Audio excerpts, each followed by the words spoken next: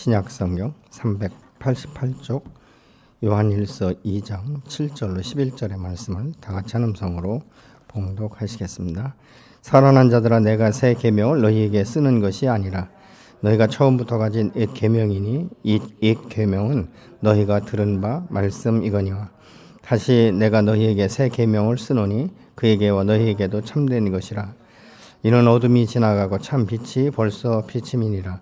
빛 가운데 있다 하면서 그 형제를 미워하는 자는 지금까지 어둠에 있는 자요, 그의 형제를 사랑하는 자는 빛 가운데 거하여 자기 속에 거리낌이 없으나 그의 형제를 미워하는 자는 어둠에 있고 또 어둠에 행하며 갈 곳을 알지 못하나니 이는 그 어둠이 그의 눈을 멀게 하였음이니라. 아멘. 모든 사람이 살면서 가장 중요하고 가장 필요한 것이 공통적으로 있다면 그것은 사랑인 것이죠.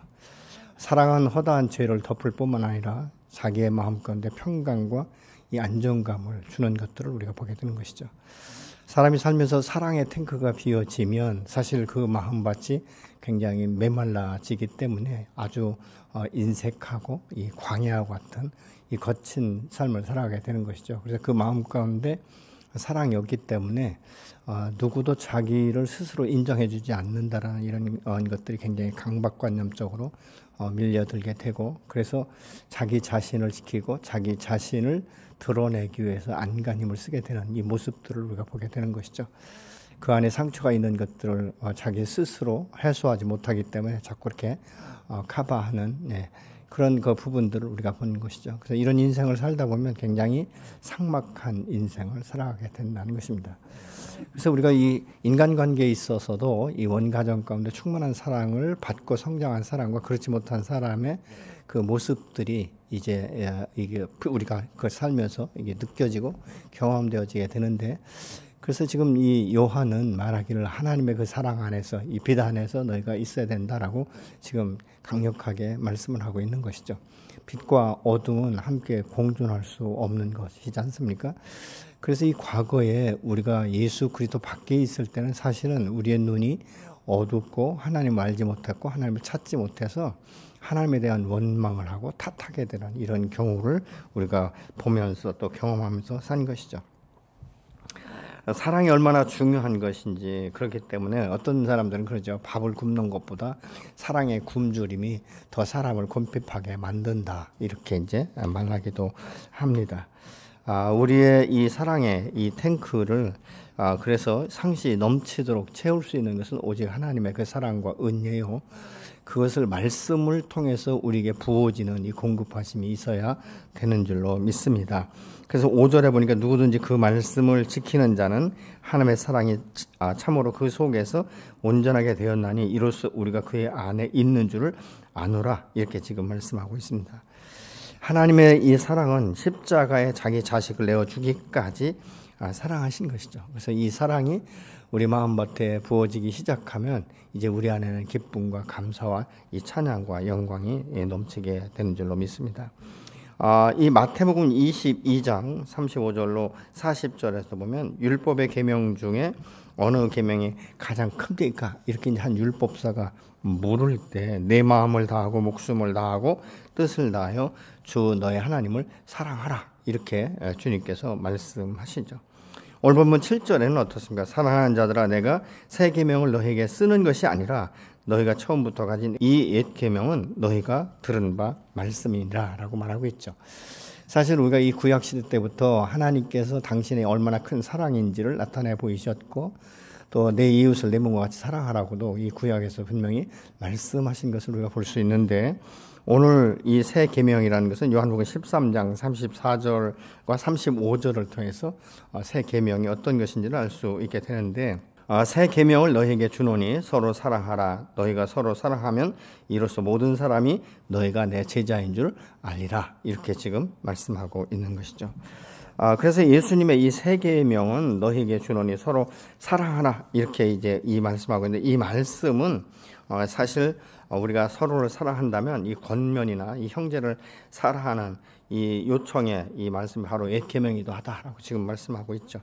예수 그리스도의 복음 안에서 이 빠질 수 없는 것은 항상 서로 사랑하라는 이 말씀인 것을 우리가 볼 수 있죠. 그렇기 때문에 예수 그리스도 안에서 거듭난 이 사람은 한 공동체의 한 몸을 이루는 것이다라고 분명하게 말씀을 하고 있습니다. 이것은 뭐 자기 자신도 그렇지만 가족 공동체 또 더 나아가서는 믿음의 이 신앙 공동체를 의미하기도 하는 것들을 우리가 보게 되는 것이죠. 그래서 이 사랑하라 이 말씀은 새로운 것이 아니라는 것이죠. 과거부터 지금까지 우리가 들어왔던 말씀들이고 그것은 늘 새롭게 우리에게 도전되는 말씀인 것을 말씀하고 있습니다. 레위기 19장 18절에도 이렇게 말씀합니다. 원수를 갚지 말며 동포를 원망하지 말며 내 이웃을 사랑하기를 내 자신과 같이 사랑하라. 나는 여호와니라. 이렇게 말씀하고 있는 것 아니겠습니까? 왜 내 이웃을 내 몸과 같이 사랑하라고 말씀하고 있는가? 사람은요 누구든지 자기 자신만큼 끔찍하게 사랑하는 사람이 없습니다. 그러니까 사랑이라는 것은 밖으로부터 오는 것은 바로 하나님의 사랑이 우리에게 들어오지만 사실은 내가 이웃을 사랑할 수 있는 것은 내 자신을 사랑하지 못하면 전부 다 그것은 굉장히 어떻게 보면 처신하기 위한 하나의 가림막이다 이렇게 볼 수가 있는 것이죠. 사람이 자기 자신을 사랑하지 못하면요 이웃을 절대적으로 사랑할 수 없습니다. 내가 나를 얼마만큼 사랑하는가에 따라서 이웃을 사랑하는 이것들이 얼마나 진실되게 내 안에서 생명력 있게 흘러가는가를 우리가 볼 수 있게 되는 것이죠. 그래서 주님께서도 내 이웃을 내 몸과 같이 사랑하라 이렇게 지금 분명히 말씀하고 있지 않습니까? 여러분은 여러분 자신을 얼마나 사랑하십니까? 그리고 내가 나를 사랑한다면 내 자신을 스스로 사실은 존귀하게 여길 수 있는 것이고 가치가 있게 여기는 것. 내가 얼마나 사랑스러운 사람인지, 내가 얼마나 하나님으로부터 인정받는 사람인지를 여러분 스스로 이것에 대해서 믿음으로 받아들일 때 비로소 그 사랑이 내 안에 쌓이기 시작하는 것이고 이것이 계속적으로 누적되고 나중에는 차고 넘쳐 흘러서 우리의 이웃을 적시는 역사가 일어나게 되는 줄로 믿으시기 바랍니다. 자기 자신을 사랑하지 못하면 자존감이 낮고 굉장히 정체성과 가치관이 흔들리게 되는 것들을 우리가 보게 되는 것이죠. 그래서 무슨 일을 할 때마다 아주 이 자신감이 없는 이런 그 모습을 보고 아주 열정적으로 하다가도 누가 한마디만 비판적인 말을 하면 바로 이렇게 꼬꾸라지는 이런 경우가 종종 있는 것들을 우리가 볼 수 있지 않습니까? 그렇기 때문에 내 자신을 사랑한다는 것은 나를 기반으로 한 것이 아니라 나를 사랑하사 자기 몸을 버리신 그 하나님의 그 놀라운 이 사랑 이것이 내 안에 부어지기 때문에 우리가 자신을 사랑할 수 있게 되는 줄로 믿으시기 바랍니다. 그래서 나를 사랑할 때 내 이웃을 긍휼히 여기는 마음과 그를 품을 수 있는 이런 마음들이 생기기 시작하는 것입니다. 여러분 나 자신도 사랑하지 못하는데 그 인색한 마음 가운데 이웃을 품는다면 이웃을 사랑한다면 얼마나 사랑할 수 있겠습니까? 그러니까 어떤 사람도 아주 쉽게 분노하면서 참는 것도 한도가 있다 이렇게 말하게 되는 것들을 우리가 주변에서 볼 수 있지 않습니까? 그렇기 때문에 지금 이 본문에서는 그렇게 말씀하고 있는 것이죠. 8절에 다시 내가 너희에게 새 계명을 쓰노니 그에게와 너희에게도 참된 것이라. 이는 어둠이 지나고 참 빛이 벌써 비침이니라. 이렇게 말하고 있습니다. 어둠이 지나고 참 빛이 벌써 비친다. 이 말은 이 어둠은 우리가 하나님을 알지 못하고 공중권세 잡은 어둠의 영에 이끌려서 마치 그 어둠의 종처럼 노예처럼 살았는데 이 불신자들은 내가 지금 무엇에 사로잡혀 있는지를 알지 못하는 것이죠. 그러니까 나름대로는 이 세상 것에 대해서 모든 마음과 생각들을 그냥 다 쏟아붓는 이런 웃지 못할 일들을 하고 있다는 것이죠. 그래서 우리가 이 하나님을 알지 못하면 사실은 하나님이 살아계신지 전능하신지 정말 그분과 나와의 관계가 어떠한지 이런 부분에 대해서 전혀 알지 못하는 것이죠. 그래서 우리가 복음을 전하다 보면 하나님이 어디 있느냐 이렇게 반문하는 경우를 종종 당하게 되는 것들을 우리가 볼 수 있지 않습니까? 여기서 말하는 이 어둠이라는 것은 그렇기 때문에 하나님을 알지 못하는 것을 지금 말하고 있는 것이죠.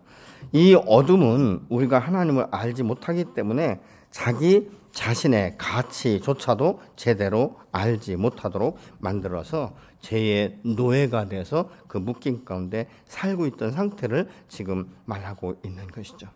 우리가 하나님을 바로 알지 못할 때 일어나는 이 심각한 이 현상은 하나님을 미워하거나 하나님을 두려워하거나 아니면 하나님을 부인하는 이런 일들을 우리가 경험한 것 아니겠습니까? 뿐만 아니라 하나님을 모르기 때문에 이 세상에 있는 것들이 전부인 줄 아는 것이죠. 그래서 그 삶을 이 세상 것에 올인해 버린다는 것이죠. 어떤 사람은 돈을 벌기 위해서 올인하고, 어떤 사람은 명예나 권세 때문에, 그리고 어떤 사람은 이 땅 가운데 살면서 자기 자신의 어떤 이 일에 대해서 어떤 성취감, 이런 것 때문에 취하게 되는데, 이 전도서에 보면 이런 모든 것들은 다 지나가는 것인데, 결과적으로 우리가 나이가 들고 모든 일에 손을 떼고 나면 내 과거를 돌아볼 때 참 남는 것이 없다. 그래서 헛되고 헛되며 모든 것이 헛되도다. 이렇게 고백할 수밖에 없는 거예요.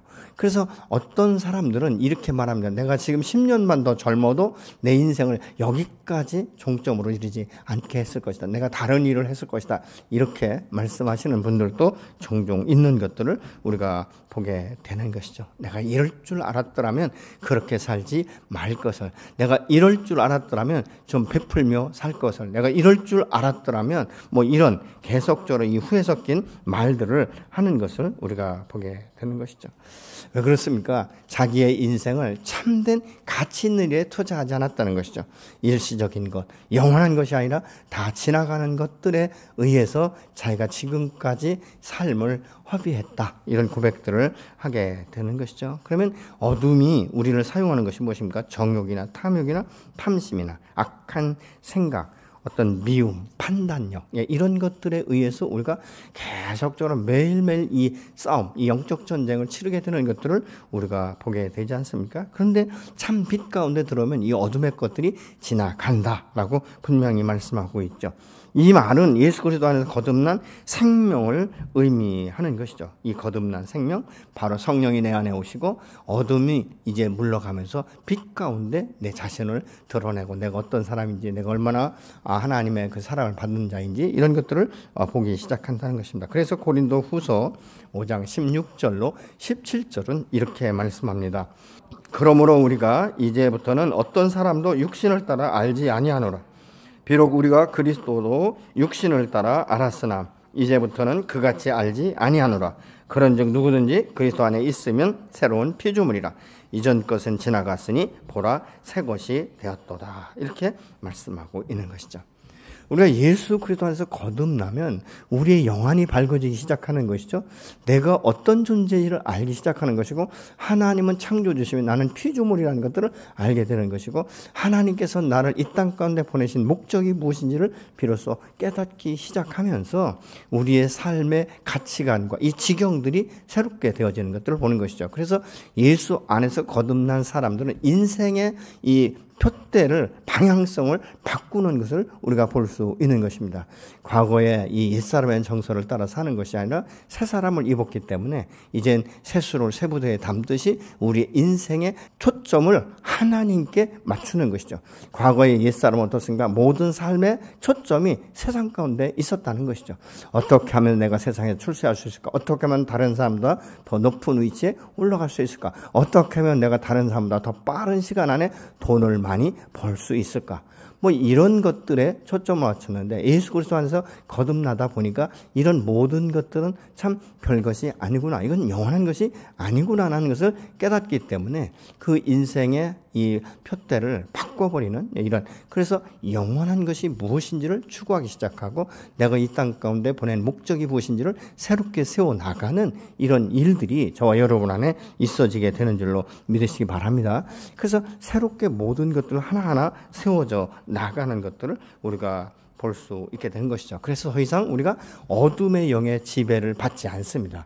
그래서 오히려 어둠을 결박하고 우리가 파쇄하는 이런 역사들이 일어나게 되는 것이죠. 그래서 이 어둠 가운데 우리가 살던 이 모든 것들을 돌아보면 참 얼마나 어리석었는지, 이런 것들을 비로소 보기 시작한다는 것이죠. 그렇기 때문에 물질을 우리가 번다 할지라도 그 보는 목적과 사용되는 이것이 방향성이 달라지는 것이에요.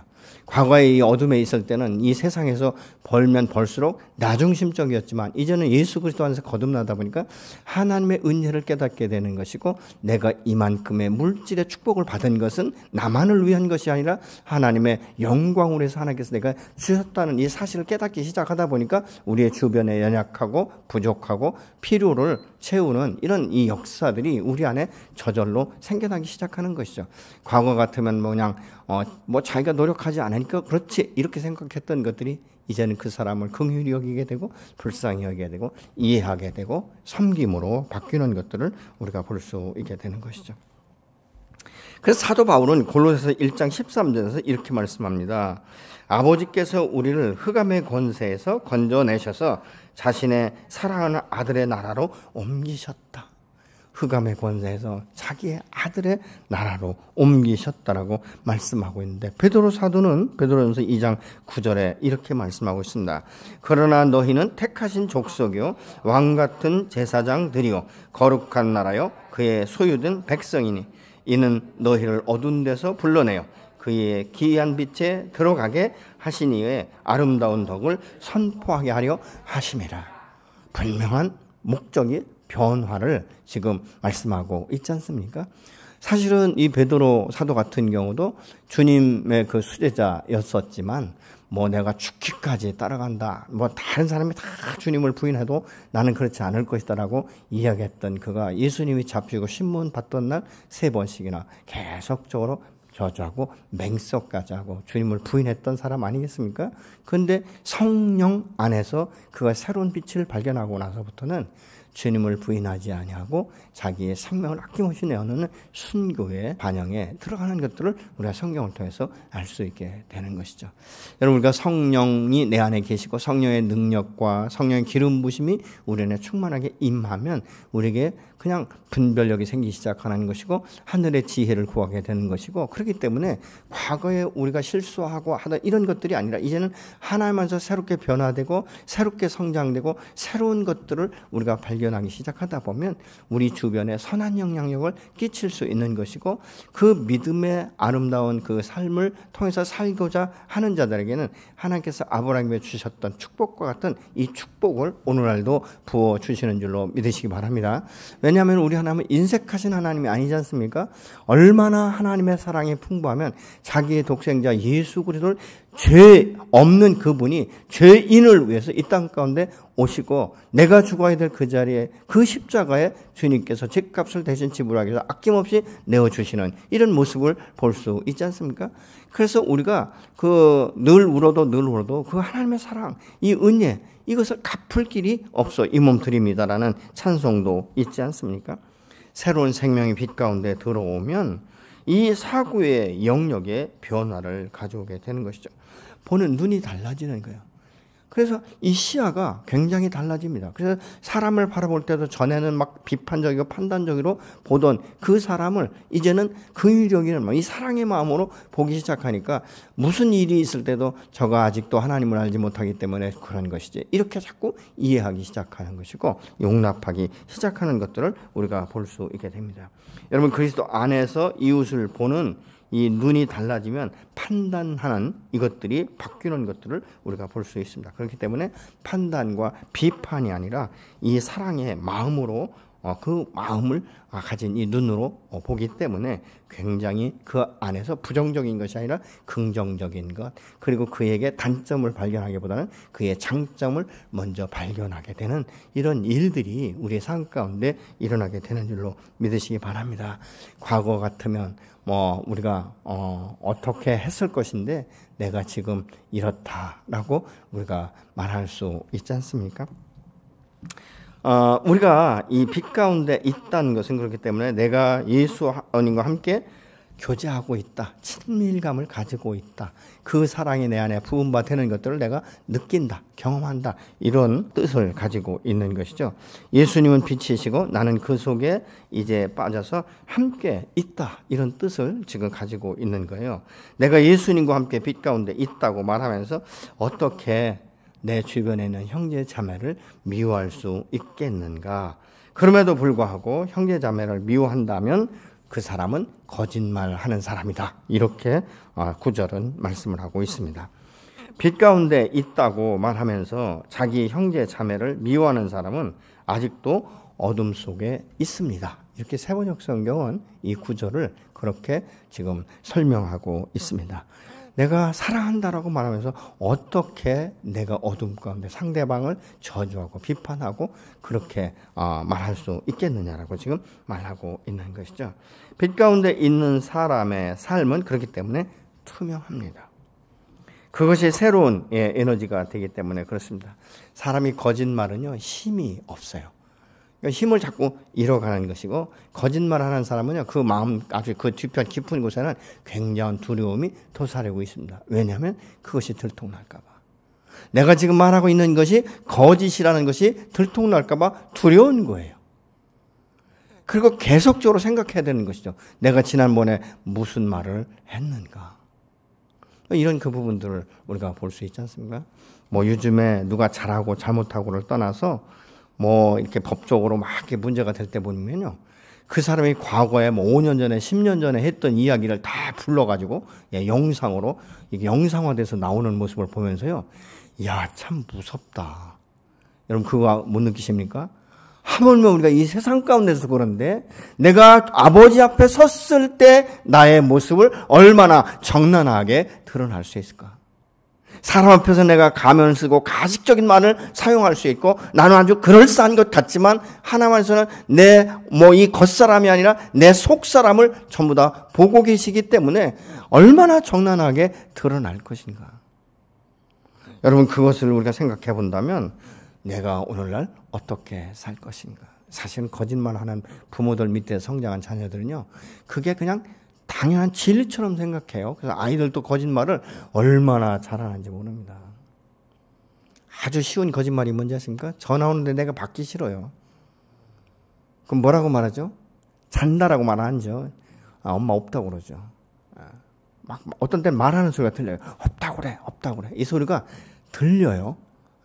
얼마나 그게 유치한 거짓말입니까? 그런데 그걸 본인은 그렇게 상대방이 속을 거라고 생각을 하는가 봐요. 그런데 아이들은 어떻게 했습니까?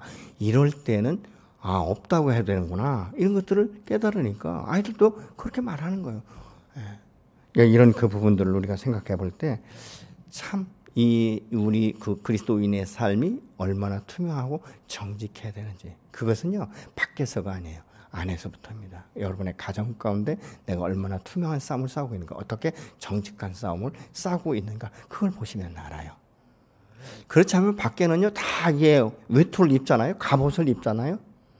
화살을 맞을 일이 없어요. 그리고 말도 굉장히 조신하게 합니다.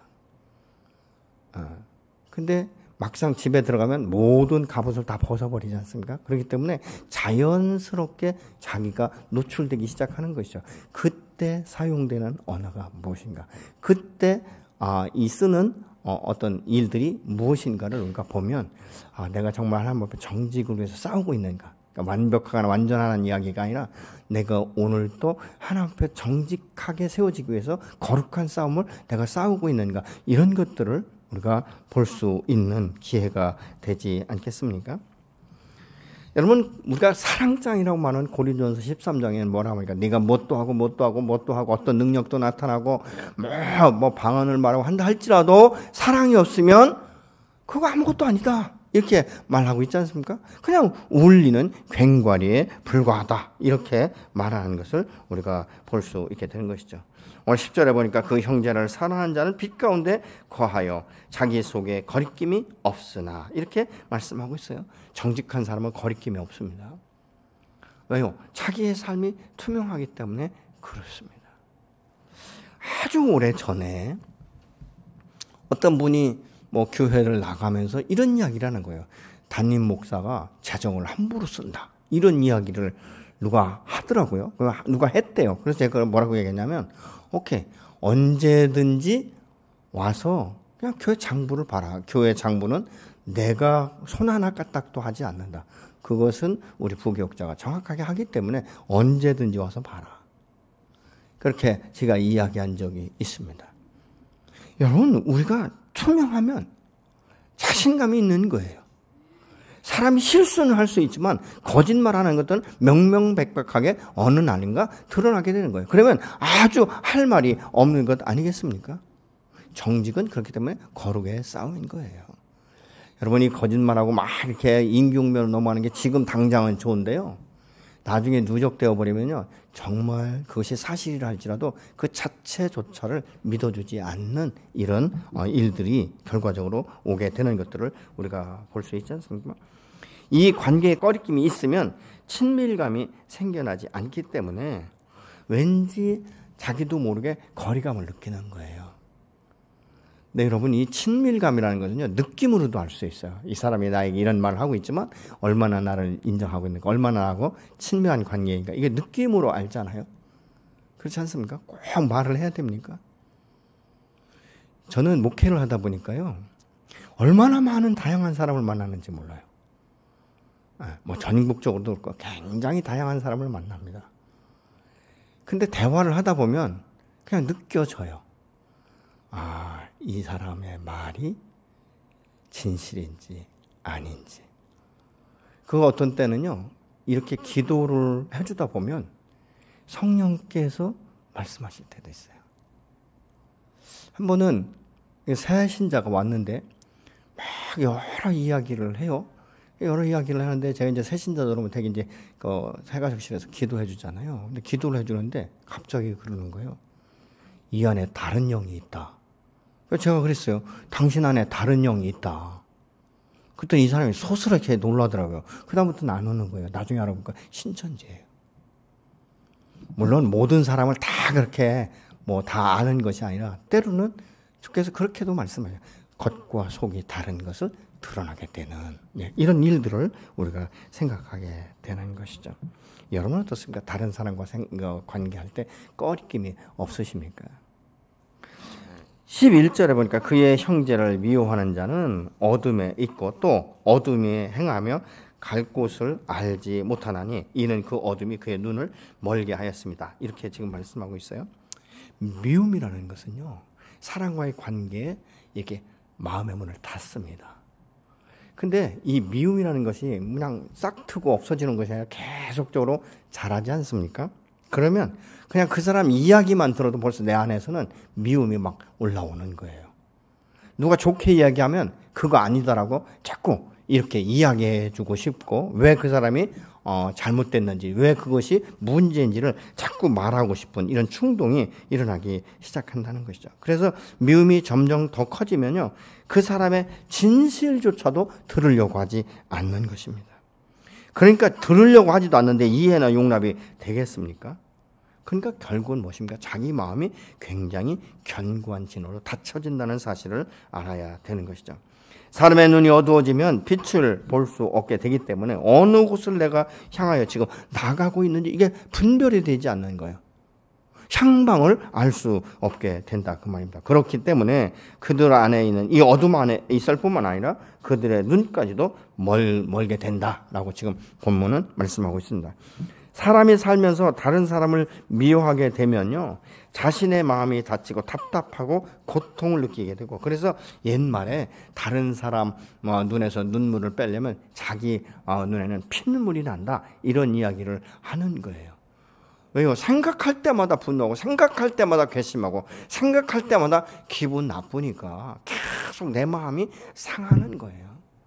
여러분, 사람이 사람을 미워하면요, 얼마나 고통스러운지 잘 모르시죠, 여러분들은?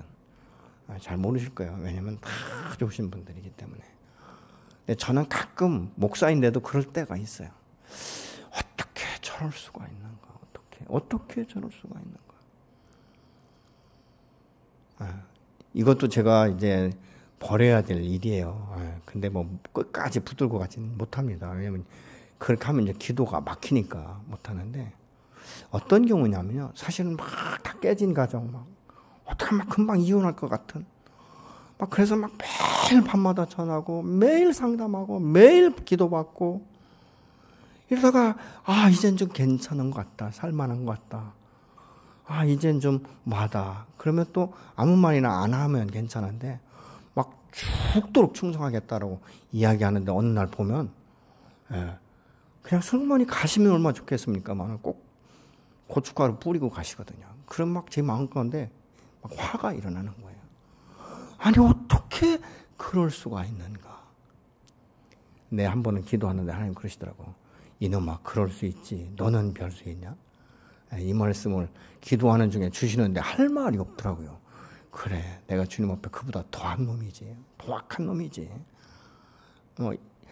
이런 이제 그 마음이 드니까 결국은 회개할 수밖에 없는, 그리고 그를 용서하고 축복할 수밖에 없는 이런 우를 제가 때로는 범하고 있습니다.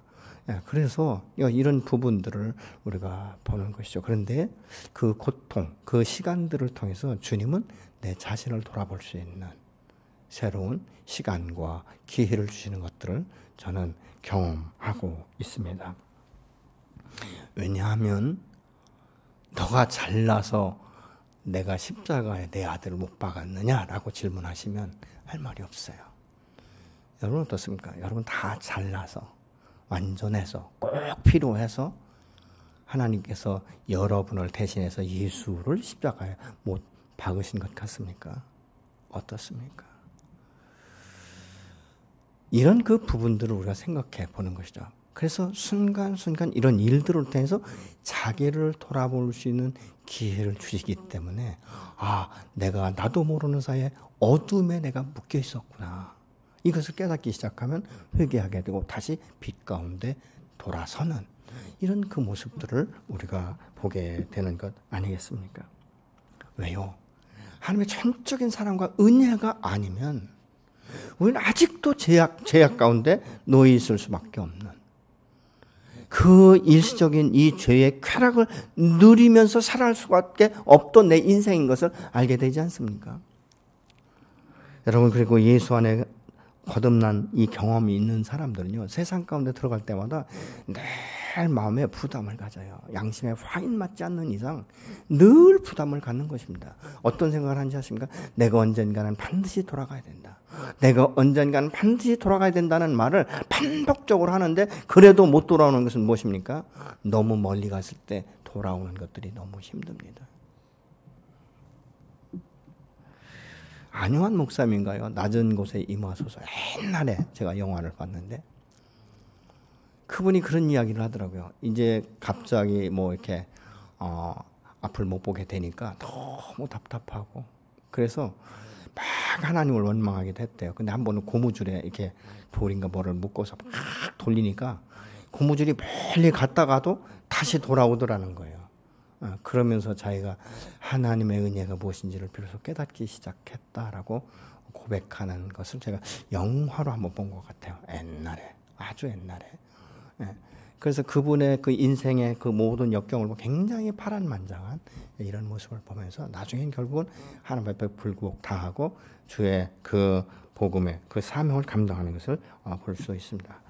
고린도 후서 그 4장 4절에 보면 그 중에 이 세상과 신이 믿지 아니하는 자들의 마음을 혼미케 하여 그리스도의 영광의 복음의 광채가 비치지 못하게 함이니 그리스도는 하나님의 형상이라, 이렇게 말씀하고 있습니다. 빛과 어둠은 공존할 수 없고 우리가 그리스도 안에 있으면서도 도저히 용서할 수 없다라고 생각하는 사람은 있을 수 있는 것이죠. 근데 그 사람 용서하면 어떤 분은 이렇게 말해요. 내가 얼마나 억울하고 얼마나 퍽퍽한지 그걸 어떻게 내가 용서할 수 있냐. 그리고 그 사람을 보면 꼭 하는 짓마다 미운 짓거리만 한다는 거예요. 여러분 그런 거 한번 경험해 보셨어요? 내가 미워하는 사람이 있는데 그 사람을 내가 어떤 때는 한번 마음이 돌아서서 좀 사랑해야지 이렇게 생각했는데 또 하는 짓거리를 보면 꼭 그렇게 눈에 거슬리는 이 짓을 한다는 것이죠. 말이나 행동이나 이런 것들을 보면. 그래서 내가 용서할 마음을 가졌다가도 탁 움츠러들면서 그러니까 내가 못하지, 이제 이렇게 생각하시는 분들도 있습니다. 아마 어쩌면 여러분의 이런 분들이 있을지 모릅니다. 그러나 그것을 통해서 아까도 말씀드렸지만 나는 지금 어떻게 살고 있는가, 주님이 나를 보실 때 어떻게 보실 것인가를 다시 한번 돌아볼 수 있는 그 기회가 되기 때문에 오히려 그것이 내게 도움이 될 수도 있다는 것이죠. 이 15절에 보니까 이 세상이나 세상에 있는 것들을 사랑하지 말라. 누구든지 세상을 사랑하면 아버지의 사랑이 그 안에 없다라고 말하고 있지 않습니까? 그렇기 때문에 우리는요, 예수 믿고 거듭난 사람은 뭐 둘 딸을 마음을 흡족하게 할 수 없다. 그래서 성경은 말하자니까 두 주인을 섬길 수 없다라고 분명히 말하고 있죠. 그래서 여러분, 우리가 예수 믿고 거듭났으면 하나님의 사랑 안에 그 은혜의 빚진 자로서 주님 앞에 설 때 우리 안에 새로운 가치관과 새로운 길을 여신 여호와 하나님께서 우리를 더 새롭고 더 충만하고 하나님의 은혜 위에 은혜를 더하시며 하나님의 크신 사랑과 그 은혜와 능력 안에 붙들어 주시면서 우리의 삶을 윤택하게 하시는 줄로 믿으시기 바랍니다. 내가 어둠과 빛 가운데 무엇을 선택할 것인가? 그것은 뭐 우리가 의식적으로 또 이성적으로 생각하면 당연히 빛 가운데 우리가 서기를 원하는 거죠. 그러나 내 삶은 때로는 어둠의 유혹에 넘어져서 어둠의 이 일들을 우리가 취하는 경우가 종종 있다는 것이죠. 그렇기 때문에 믿음의 사람은 늘 깨어 있어야 되는 것이고 주님과 함께 동행하는 것을 가장 우선순위에 둬야 될 줄로 믿습니다. 16절, 17절에 세상에 있는 것들은 다 지나가는 것들이라고 말씀하고 있지 않습니까? 지나가는 것들, 시간이 가면 없어질 이것들에 대해서 우리의 인생을 걸 수는 없지 않습니까? 하나님의 사랑 안에 거듭난 사람은 하나님이 나를 사랑하듯이 우리가 주님을 사랑하고 우리 이웃을 사랑하고, 근데 이것이 가장 우리가 실현돼야 될 것이 가정입니다.